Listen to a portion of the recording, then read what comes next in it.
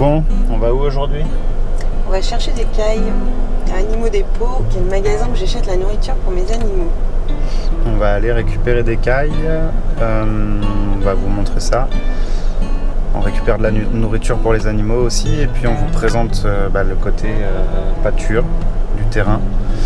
On va vous montrer un peu les projets qu'on a par rapport à ça, ce qu'on a déjà sur place. Oui, il y a quelque chose, 2-3 choses qu'on a déjà mis en place, et puis on a des gros projets pour les poulaillers notamment. Voilà, bon, on se retrouve juste après. Bon, les voilà. On va vous les montrer après.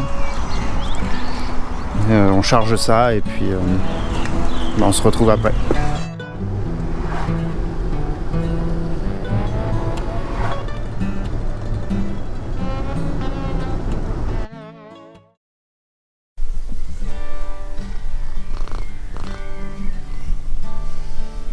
Bon, c'est parti. C'est parti. On libère les cailles. On va les mettre avec les autres. Donc. Alors là, je fais pas de quarantaine parce que j'ai pas la place, puisqu'on a les canetons également et qui viennent de chez un éleveur pro, les nouvelles cailles, donc a priori il ne devrait pas y avoir de problème. Donc on va les mettre là, dans cette volière là, avec les autres. Il y en a combien ici déjà? 6. On a 6 petites cailles et il y en a 11 qui vont venir les rejoindre. Dont un nouveau mâle, alors j'espère que ça ira avec mon mâle. Il faudra surveiller ça. On va surveiller. On les libère? On les libère. Bon. On vous montre pas le potager, mais ça a bien évolué, quoi. Ils sont là. Je les avais mis à l'ombre en attendant.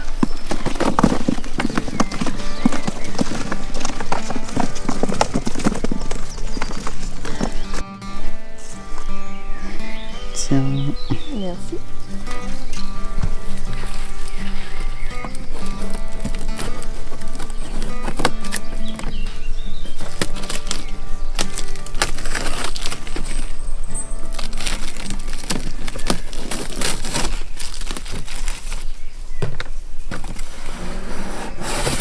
Alors,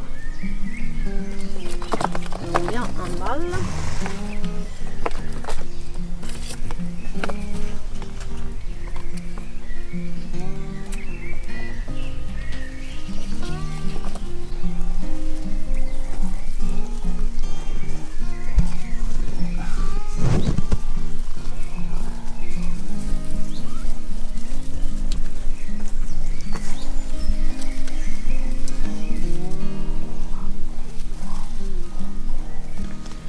Toujours dans le potager aussi pour l'instant, mais lui il a tendance à déménager un peu partout. Crapouille, le bouc. Donc lui on le met là actuellement pour débarrasser les ronces. Il était déjà passé il y a quelques semaines, ça a repoussé. Donc ça c'est un coin qu'on est en train de dégager. À terme on aimerait y faire une mare dans un trou qui est là, mais il faut d'abord dépolluer, ouais, parce qu'il y a tout un tas de trucs dans ce genre là, de ferraille, etc. Bon bref, Crapouille la débroussailleuse, je l'appelle Bouquito. Et toujours dans le potager, un peu plus du côté de la serre là-bas, on a des nouveaux arrivants aussi. C'est eux, les canetons. Donc actuellement ils sont en train de grandir.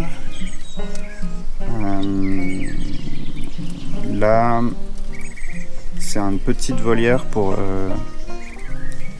les garder le temps de les faire grandir, et après on ira les mettre dans un parc plus grand. Donc ça c'est pour tout ce qui est côté potager. J'explique pas ce que c'est comme canard. Tu veux, vas-y, explique. Alors, c'est des canards de Barbarie. Donc là, il y en a 9. Et c'est des canetons qu'on a eu vers 8 jours. Donc ils ont passé 2 semaines dehors quand il faisait beau et dans la maison la nuit parce qu'ils avaient encore besoin de température élevée. Et là, c'est la première nuit qu'ils vont passer dehors complètement. C'est la première journée qu'ils vont complètement passer dehors parce que là, les températures de la nuit ne descendent plus en dessous des 15 degrés. Donc, normalement, ils devraient être tranquilles. Donc, la volière, elle est grillagée en dessous. Au-dessus, sur les côtés, renforcée. Normalement, personne ne peut pénétrer. Ils sont bien mignons.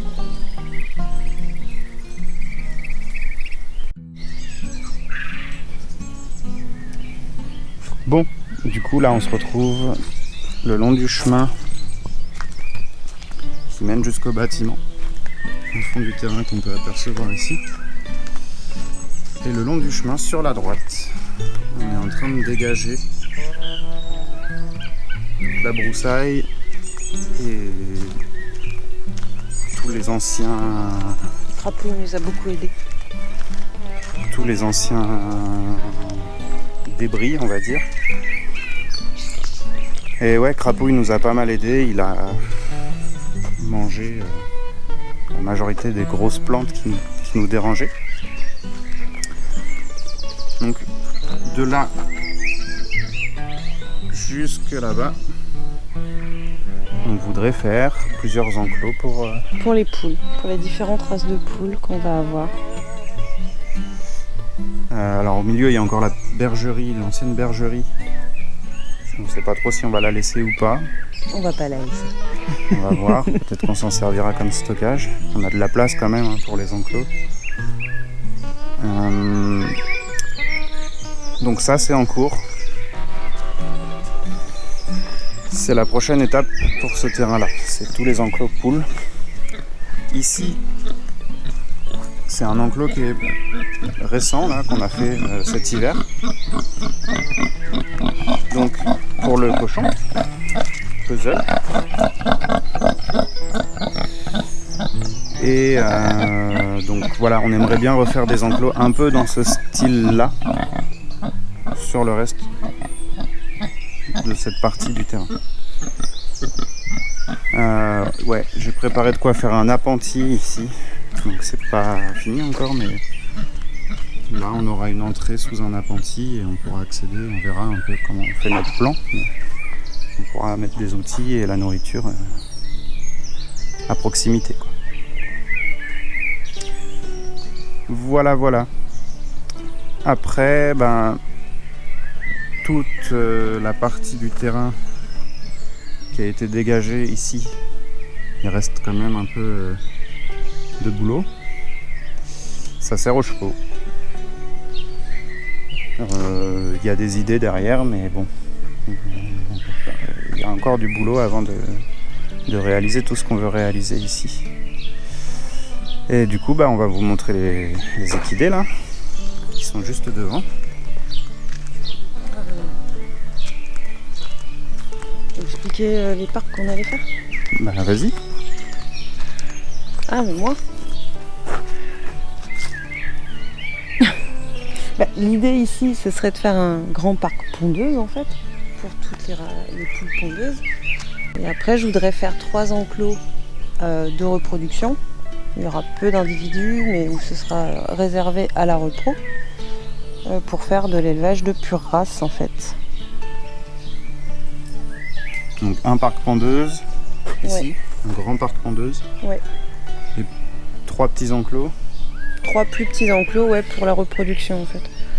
Donc j'aimerais élever la poule gournée et la poule crève-cœur, qui sont 2 races de chez nous, 2 races normandes, donc qui sont bien acclimatées à l'humidité, même si ça se voit pas en ce moment. Et la Favrole, parce que c'est une de mes races favorites, que je trouve très sympa, que j'ai déjà eu l'occasion d'avoir.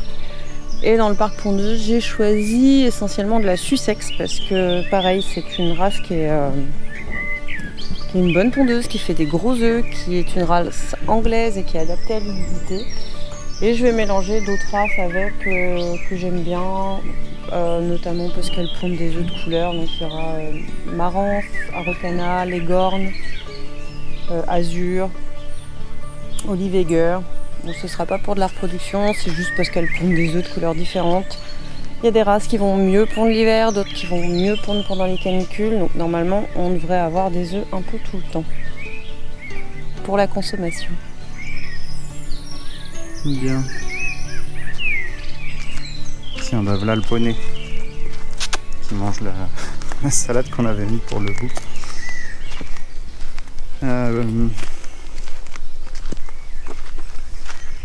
Quel est ton nom? Hip-hop. Alors Hip-hop, c'est une Shetland, une petite femelle de 6 ans que j'ai depuis le début de l'année et qui tient compagnie à ma jument, à ma portugaise Blue, qui a 4 ans. On voit sa tête là, elle est un peu plus loin. Donc elles sont inséparables. Ouais, les deux sont inséparables. Là, d'ailleurs, l'autre, quand elle va lever la tête et qu'elle va voir que le poney est plus là, elle va venir par ici. Donc Blue qui a décidé de bouder et de manger, de pas venir nous voir. Elle, c'est quoi?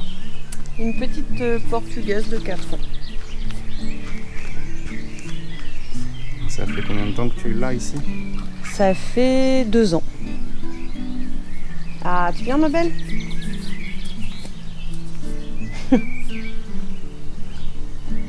Donc voilà à peu près pour le tour du terrain côté animaux. Alors sachant que cette partie-là, elle représente à peu près la moitié de la pâture, puisque le long du bâtiment et encore derrière le bâtiment, il reste de la place qui est encore à débroussailler en fait. Ouais. Qui est encore envahi de ronces, comme c'était là avant et qu'on continue de nettoyer en fait. Mais c'est long. C'est très long. Ouais. Bon. Bah, j'espère que ce petit tour vous aura plu. En tout cas, merci pour l'accueil de la vidéo précédente sur le tour du potager qu'on avait fait. On ne s'attendait pas à ce qu'elle ait autant de succès.